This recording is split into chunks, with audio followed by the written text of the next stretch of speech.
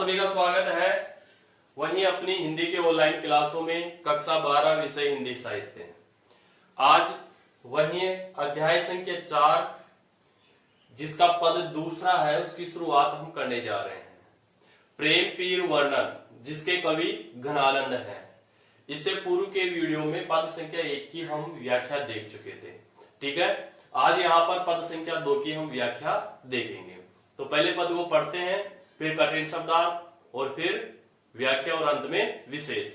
तो चलिए देखते हैं। गरल गुमान की गरावनी दशा को पान, करी करी धोस रेनी प्राण घट घोटीबो, हेत खेत धूरी चूरी चूरी सांस पांव राखी, विष समुदेक बाण आगे उर ओटिबो, जान प्यारे जो मन आने तो आनंद घन, भूली तू न सुमिरी परखे चख चोटी हो, तिन्हें ये सिराती छाती तो ही वे लगती ताती, तेरे बाटे आयो है अंगारिन पे लोटी हो। देखिए कवि घनानंद की जो ये भाषा है, इसके जो कठिन शब्दार्थ हैं ये अपने को थोड़े गहन अध्ययन से ही समझ में आते हैं। कवि देव है, कवि घनानंद है, सेनापति है, पद्माकर है, ये कवि ऐसे हैं जिनकी भाषा थोड़ी कठिन है, लेकिन जैसे अपन ध्यान से पढ़ेंगे अपने आप को सारे कठिन शब्दार्थ याद होते हुए चले जाएंगे। ठीक है, तो चलिए देखते हैं। गरल, गरल का अर्थ क्या होता है? जहर या विष, जहर या विष। ठीक है। गुमान का अर्थ होता है भाई गर्व या अहंकार। ठीक है। गरावनी, गला देने वाले, गला देने वाले। ठीक है। दशा, स्थिति या दूसरा आप ले सकते हैं हाल। पान, पान करना, और पान का अर्थ तो वैसे पीना होता है। ठीक है भाई। करी करी का अर्थ कर करके हो जाएगा। अब यहाँ पर करी करी आया है तो इसमें कौन सा बन जाएगा? यहाँ पर अभी देख लो आप, पुनरुक्ति प्रकाश बन जाएगा अलंकार। ठीक है। और गरल और गुमान एक होने के कारण इसमें रूपक अलंकार बन जाएगा, उपमेय और उपमान में एक रूपता होने के कारण। ठीक है भाई। धोस रेनी, इसका अर्थ हो जाएगा भाई दिन और इसका अर्थ हो जाएगा रात। ठीक है भाई। प्राण का अर्थ प्राणी रहेगा या प्राणों को ऐसे ले लेना, प्राणों को। घट, रिधे। घोटिबो, घुटते रहना, घुटते रहना। ठीक है। हेत खेत धूरी, इसका अर्थ हो जाएगा प्रेम रूपिणी रणभूमि। ठीक है।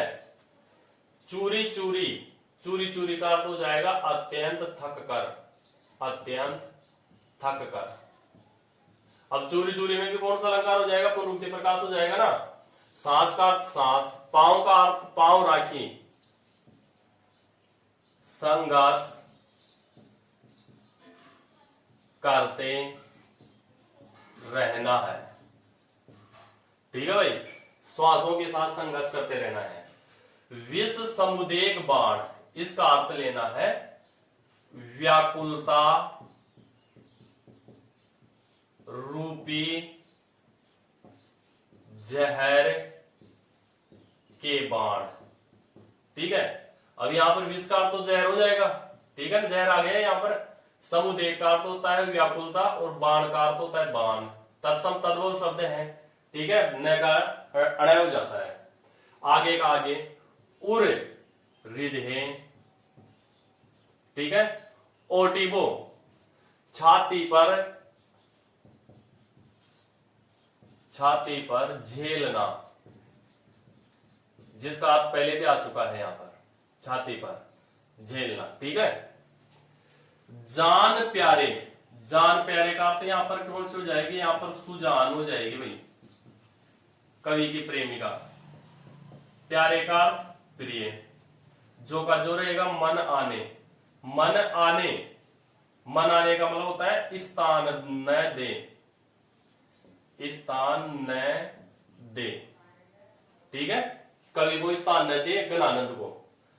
तो आनंद गंध, आनंद गंध का अर्थ हो जाएगा यहां पर कवि का नाम, कवि का नाम। और दूसरा यहां पर कौन, घनानंद, घनानंद, ठीक है। भूली, भूली का मतलब भूल जाना, तू यानी तू, न यानी नहीं, सुमरी स्मरण करना,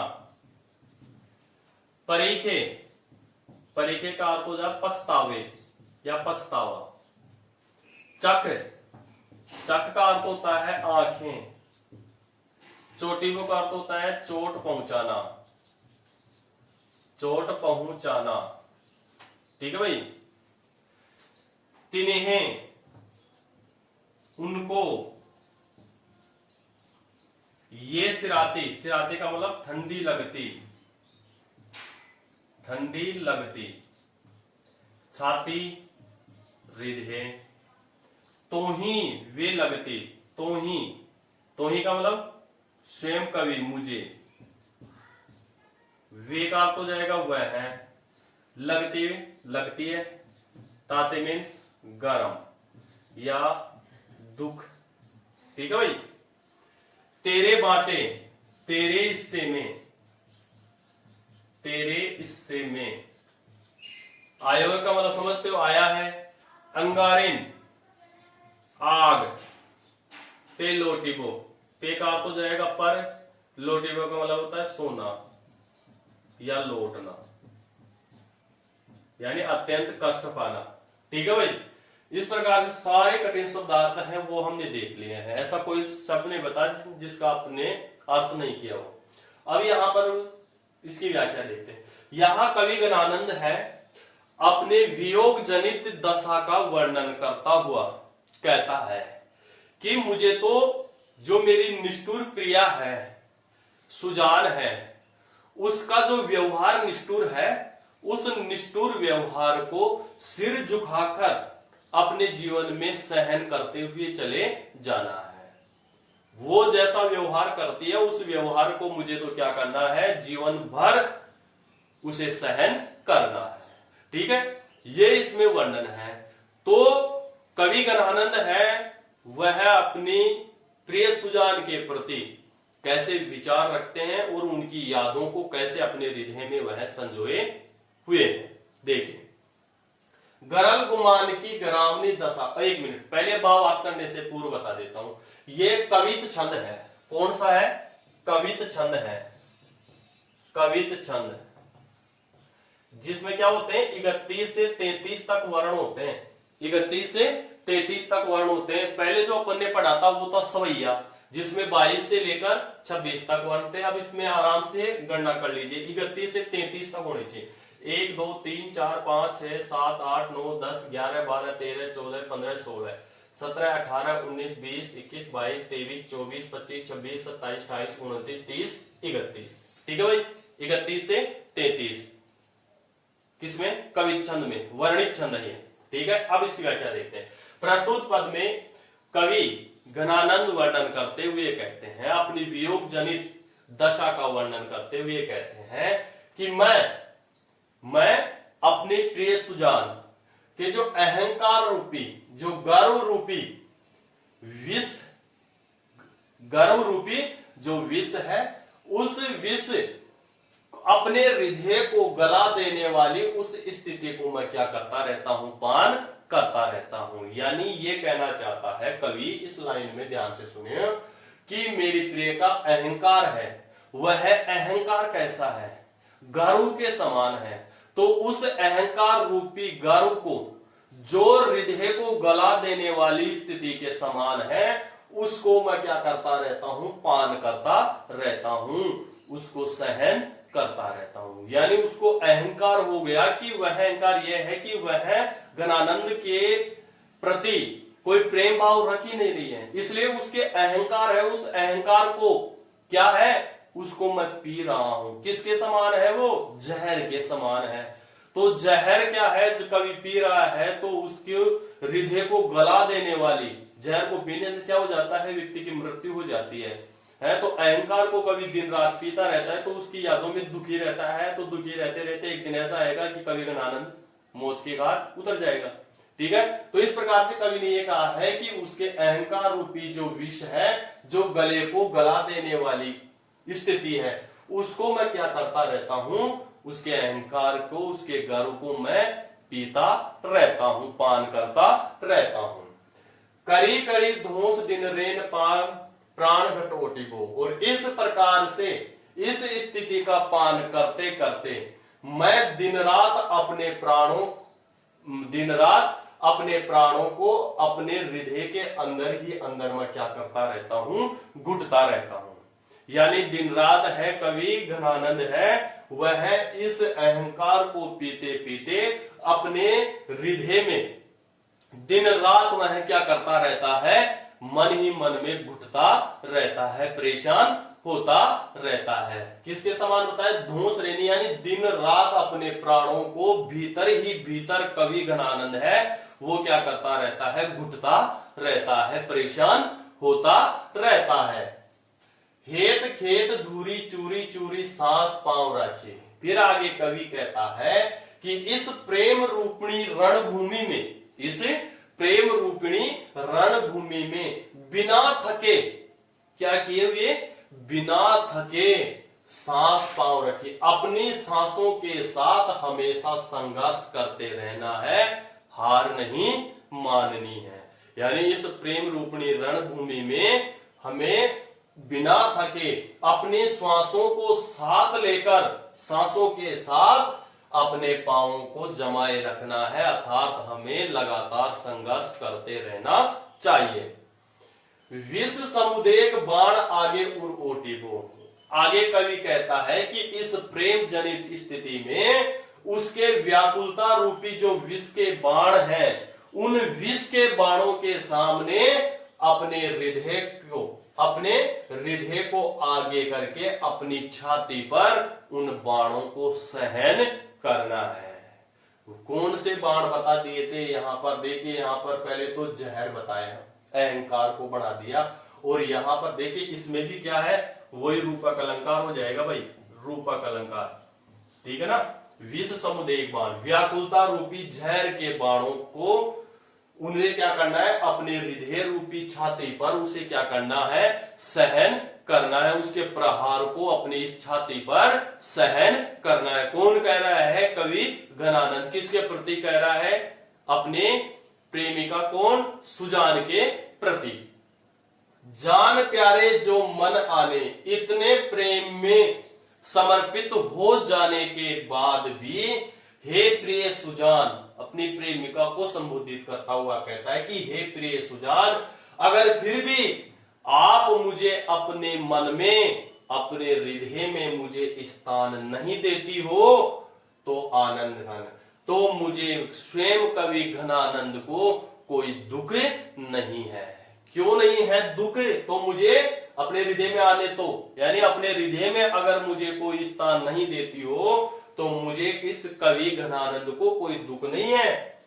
भूली तूने सुमरी परेखे चक चोटी को। कवि घनानंद आगे अपनी वियोग जनित दशा का वर्णन करता हुआ कहता है कि इस प्रकार से मेरी प्रिय सुजान के द्वारा मुझे भूल जाने पर और मुझे वापस स्मरण न करने पर मैं उस पछतावे को, मैं अपने इस पछतावे को, चक चोटी को, तो मैं उसकी आंखों में, मैं अपने पछतावे की जो आग है उस आग को, मैं उसकी आंखों को चोट नहीं पहुंचाना चाहता हूं। किसको चोट नहीं पहुंचाना चाहता? किसको? सुजान को। ध्यान से सुनिए दोबारा।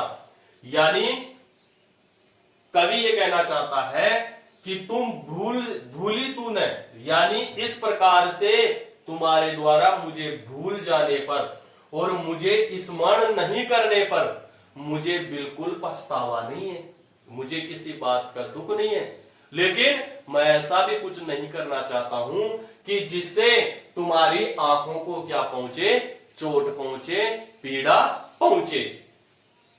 तिन्हें ये सिराती छाती। कवि आगे अपने भाग्य पर रोता हुआ कवि कहता है कि हे घनानंद, तेरे भाग्य में क्या लिखा है वो देखिए। तिन्हें ये सिराती छाती, यह बातें हैं, यह जो बातें हैं जो तू कर रहा है ना, यह सब बातें हैं, यह प्रिय सुजान के हृदय को बहुत ठंडी लगती है, उन्हें बहुत सुकून मिलता है, बहुत आराम मिलता है, तो ही वे लगती ताती। लेकिन कवि कहता है कि यही बातें हैं मेरे प्रिय सुजान को तो बहुत ठंडी लगती है, लेकिन उसे पता नहीं है यह मुझे अंदर ही अंदर अपने हृदय को बहुत दुख देती है, अर्थात मुझे यह बातें बहुत गर्म लगती हैं। कैसी लगती है? गर्म लगती हैं। तेरे बाटे आयो है। फिर अपने दुर्भाग्य को कोसता हुआ कवि घनानंद कहता है, अरे अभागे घनानंद, तेरे हिस्से में तो सिर्फ क्या आया है, तेरे हिस्से में क्या आया है, अंगारिन पे लोटी वो। तेरे हिस्से में तो हे घनानंद क्या आया है, आग पर लौटना, आग पर सोना ही आया था। तो मुझे तो पूरी जिंदगी भर दुखी ही दुख को झेलना है, दुखों को ही क्या करते जाना है, सहन करते हुए मुझे जाना है। ठीक है, तो इस प्रकार से इसमें सुजान के बारे में बताया गया है कि किस प्रकार से घनानंद है अपनी प्रिय को किस प्रकार प्रेम यहां करते थे। पूरा पढ़ लिया है हमने। ठीक है, अब जो इसका विशेष है वो यहाँ पर देखते हैं। विशेष में भाई क्या आ जाएगा यहाँ पर, देखिए भाषा में जब बात करते हैं तो भाषा कौन सी हो जाएगी, यहाँ पर ब्रज भाषा हो जाएगी। ठीक है, दूसरी बात करते हैं तत्सम तद्भव शब्द है, तत्सम तद्भव। तीसरा अनुप्रास अलंकार है। ठीक है भाई, चौथा यहां पर है कौन सा हो जाएगा, रूपक अलंकार। ठीक है, पांचवा पुनरुक्ति प्रकाश, पुनरुक्ति प्रकाश। और छठा है पदमेत्री, पदमेत्री तुकांतता। पदमेत्री मित्रता के बारे में बताई गई है, इसलिए पदमेत्री यहां कवि ने बताया है। और जो सातवां बिंदु है वो कौन सा है, कवित छंद का यहां पर प्रयोग किया गया है, कवित छंद का प्रयोग। ठीक है भाई, इस प्रकार से दूसरे पद की व्याख्या हमने यहां पर देखी है। ठीक है, अगर आप भाई चैनल पे नए हैं और मेरे द्वारा अगर आपको यह समझाया हुआ आपको अच्छा लगता है, वीडियो अच्छा लगे, तो प्लीज चैनल को सब्सक्राइब कर लीजिए और बेल आइकन को प्रेस कर लीजिए। मैं ये कभी नहीं कहूंगा कि आप सब्सक्राइब करें, पहले आराम से पढ़िए, आपको समझ में आता है कि हाँ मैंने और दूसरे जो यूट्यूब चैनल चलते हैं उनसे बढ़िया बताया है, तभी सब्सक्राइब करें। ठीक है, लाइक करें और कमेंट बॉक्स में कमेंट करके मुझे जरूर बताएं कि आपको यह वीडियो कैसा लगा। ठीक है, और एक बात है, आपको कक्षा 11 कक्षा 12 विषय अनिवार्य हिंदी या हिंदी साहित्य सभी के जो वीडियो हैं वो अपने इस चैनल पर उपलब्ध हैं। आपको इस कवि के पद का जो डिस्क्रिप्शन बॉक्स है ऊपर, उसमें जाकर आप कवि परिचय के नीचे आपको लिंक मिलेगा, उस लिंक पर जाकर आप संपूर्ण वीडियो है वह देख सकते हैं। ठीक है भाइयों, तो आज के लिए बस इतना ही। सभी विद्यार्थियों को धन्यवाद।